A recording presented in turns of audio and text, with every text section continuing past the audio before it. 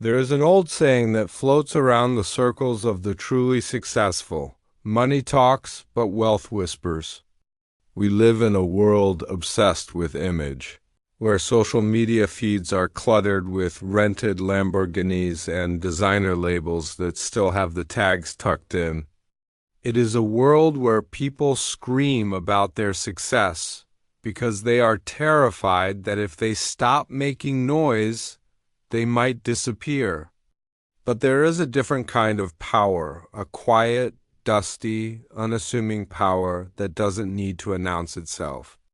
And when someone who relies on volume runs headfirst into someone who relies on substance, the collision is usually catastrophic. This is the story of a woman who made that mistake.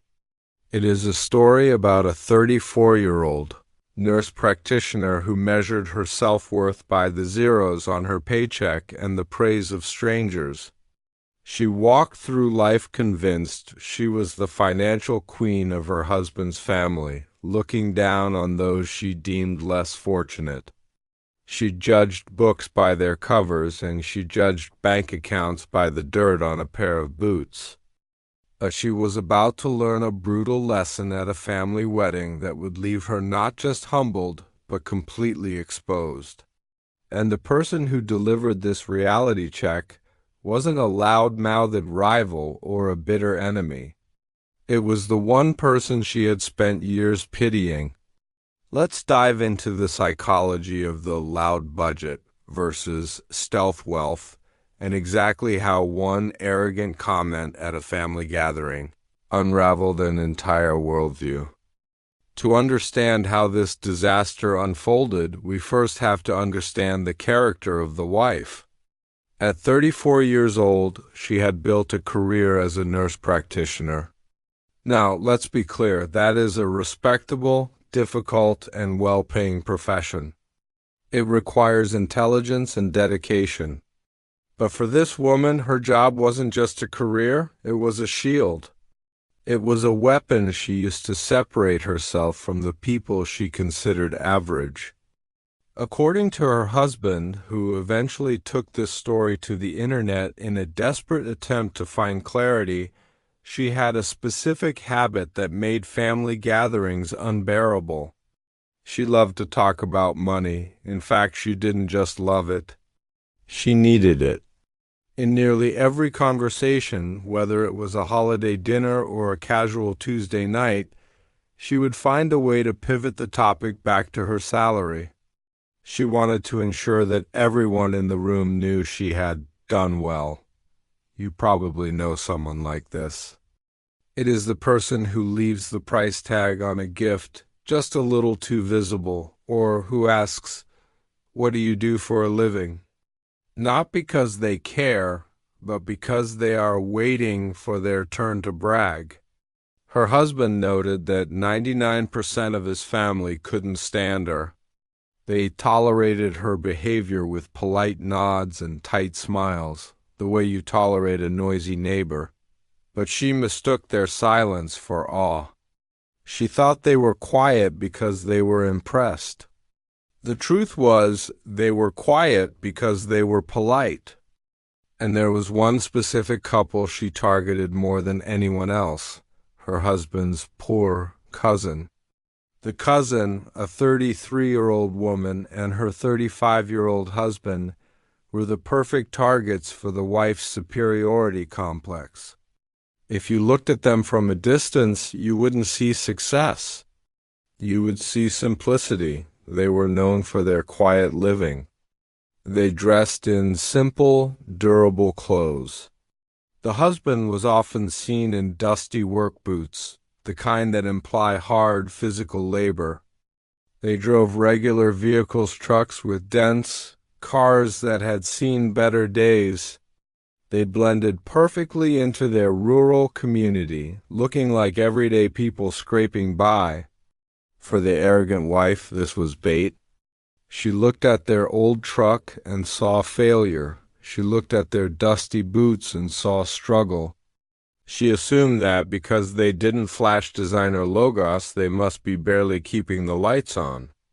She believed the cousin lived modestly because she asterisk had asterisk too, not because she asterisk chose asterisk too. This dynamic fueled the wife's ego for years. Every time she bragged about her bonus or her new purchase, and the cousin just smiled and nodded, the wife felt a rush of dominance. She believed she was the heavy hitter of the family. She believed she was outranking them. But here is the thing about assumptions. They are dangerous things to build a pedestal on. The husband knew the truth. He knew that his cousin wasn't just comfortable. He knew she was sitting on a life-changing amount of money. Years earlier, the cousin had received a massive financial windfall, the kind of money that changes the trajectory of a bloodline. But instead of buying a fleet of sports cars or moving to a penthouse in the city, she did something that confused the new money mindset. She paid off her property. She quietly supported local schools. She funded a new park for the community. She set up college funds for every single child in the extended family. The husband described her simply, "My cousin is insanely wealthy, but she chose to stay on the farm. She chose the dusty boots. She chose the dented truck. She chose privacy over publicity. And because she didn't act the part of the rich relative, the wife never bothered to look closer. She was too busy listening to her own voice to notice the quiet power sitting across the table. The breaking point arrived with an invitation. The cousin was hosting a wedding on her farm. Now you can imagine the wife's internal monologue as they prepared for this event. She likely expected a rustic, perhaps even shabby affair. She probably anticipated plastic chairs, a patchy lawn, and a humble reception in a drafty shed. She went into this event prepared to be the benevolent, successful relative, perhaps ready to offer a condescending compliment about how quaint everything looked. But as they turned onto the property, the narrative collapsed. This wasn't a small, struggling patch of dirt. It was a wide, picturesque, sweeping estate. As they drove up the long driveway, the reality hit her like a physical blow.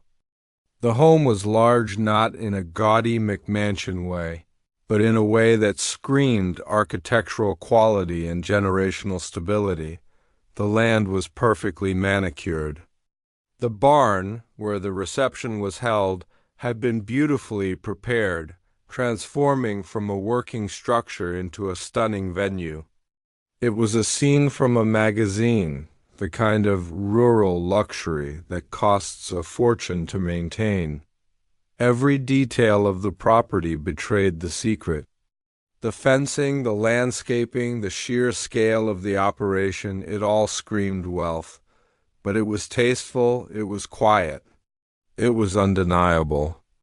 For the first time, the wife saw the cousin not as a charity case, but as a financial titan. And in that moment, her own high salary, the one she bragged about constantly, suddenly felt very small. The dynamic shifted instantly. She wasn't the rich relative visiting the poor relations anymore. She was the loud, insecure guest in the home of a millionaire who had never felt the need to impress her. The wedding should have been a celebration, but for the wife it was a humiliation. She spent the event in a state of shock, which quickly curdled into anger. The moment they got back into their car to leave, the explosion happened. Instead of saying, "Wow, I had no idea your cousin was doing so well. That's amazing," she attacked her husband. She was furious. She insisted that he should have warned her. She told him, "I embarrassed her. Let's pause and analyze that phrasing." She said, "I embarrassed her." Even in her defeat, she was trying to frame herself as the main character. She was worried that her bragging had somehow made the asterisk cousin asterisk feel awkward. But the husband, finally fed up with years of her behavior, didn't let that slide. He cut through the noise with a single, sharp sentence. He told her she embarrassed herself. He didn't stop there. He told her she needed to stop treating everyone like they were poor just because they didn't wear their bank accounts on their sleeves. He reminded her of the signs. This is the part that truly exposes her blindness. He pointed out that there were signs posted around the local park they drove past constantly, that literally displayed the cousin's farm name and her husband's business as major donors. The information had been public the entire time. Nothing had been hidden. She had simply never bothered to read the signs because she was too busy looking in the mirror. She was furious. She felt betrayed, but the husband stood his ground. He felt that her embarrassment was self-inflicted, a direct result of her own vanity. Unsure if he was being too harsh, he took the story to Reddit, asking the community if he was wrong for not explicitly warning his wife about the stealth wealth. The internet's response was swift, brutal, and overwhelmingly on the side of the husband. Thousands of people weighed in, and their comments paint a fascinating picture of how society truly views wealth versus flashiness. The verdict was unanimous. The wife's behavior was labeled as vain, insecure, and tacky. One commenter summed it up perfectly, writing, "She should stop acting like people who are poor are less than people who have money." This struck a chord. The issue wasn't just that she misjudged the cousin's wallet. It was that she judged the cousin's worth based on that wallet. Another user pointed out the sheer lack of class involved in her behavior, saying, "There is nothing tackier than discussing how much you make. Nobody cares, and it just has insecurity written all over it." This is a crucial point. People who are truly confident in their standing rarely feel the need to broadcast it. Silence is a luxury that the insecure cannot afford. The comments section became a goldmine of similar stories, proving that this stealth wealth phenomenon is everywhere. One user shared a story about working on the homes of billionaires. They mentioned doing work for Paul Allen, the co-founder of Microsoft. They described him as down-to-earth, wearing coveralls and working in his front yard alongside the laborers. He treated the workers like old friends, shooting the breeze for an hour. The user contrasted this with Bill Gates, who they claimed hardly acknowledged them. It reinforces the idea that the richest person in the room is often the one you would least suspect. Another commenter brought up the legendary Sam Walton, the founder of Walmart. Despite being one of the richest men in history, he famously drove an old Ford pickup truck and refused to live a flashy lifestyle. He didn't need a limousine to know he was successful. There was also a fascinating discussion about the etiquette of privacy.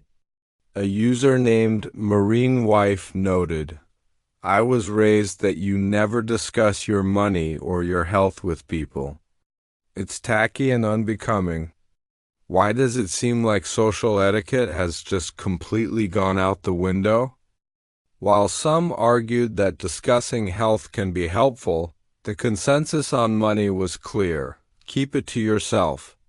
The community's reaction highlights a psychological concept known as status anxiety. The wife in this story is a textbook example. She is likely a high earner, but not wealthy in the asset-heavy sense. She is what financial experts might call high income, low net worth. She has the cash flow, but she spends it on signaling status. In contrast, the cousin is low consumption, high net worth. This is the difference between looking rich and being rich. The wife needed the external validation. She needed the cousin to be poor so that she could feel rich by comparison.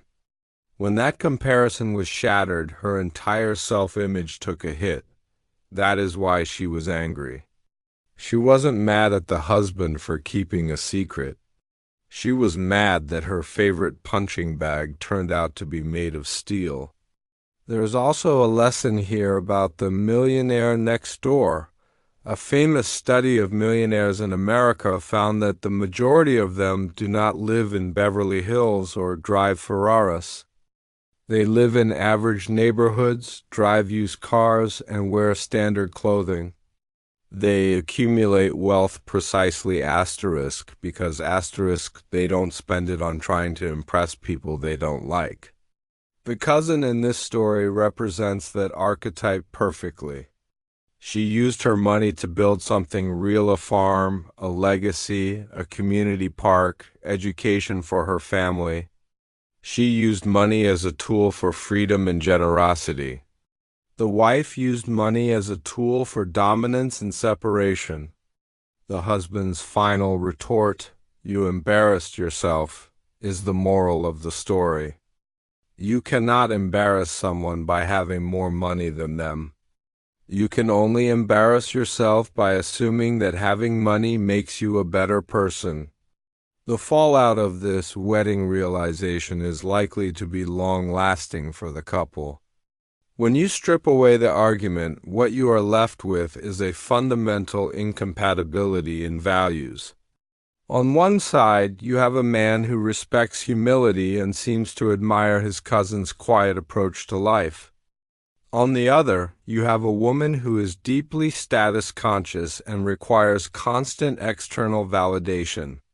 Speculation suggests that this isn't just a one-time fight. This is a crack in the foundation. If the wife cannot learn from this, if she cannot look in the mirror and ask herself why she needs to feel superior to her family, then this marriage is going to face difficult challenges ahead. The internet certainly thinks so, with many commenters urging the husband to stand his ground and not apologize. So, what is the takeaway for the rest of us? It is a reminder to walk through the world with a little more curiosity and a little less judgment. You never know who you are talking to.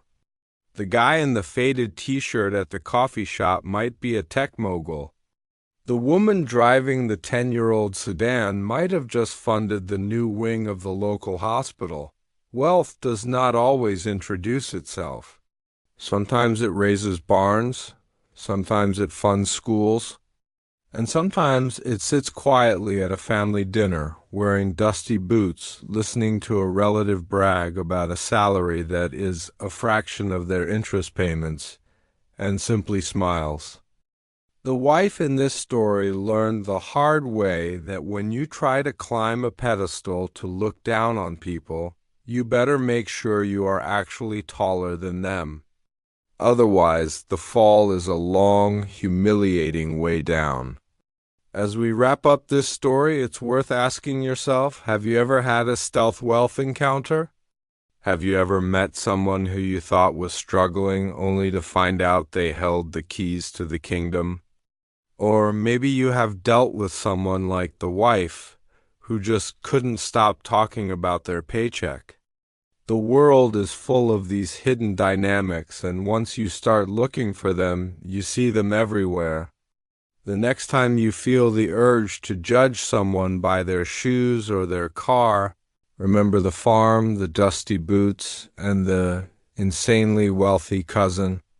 You cannot judge a book by its cover, and as this nurse practitioner found out, you certainly cannot judge a fortune by a farm truck.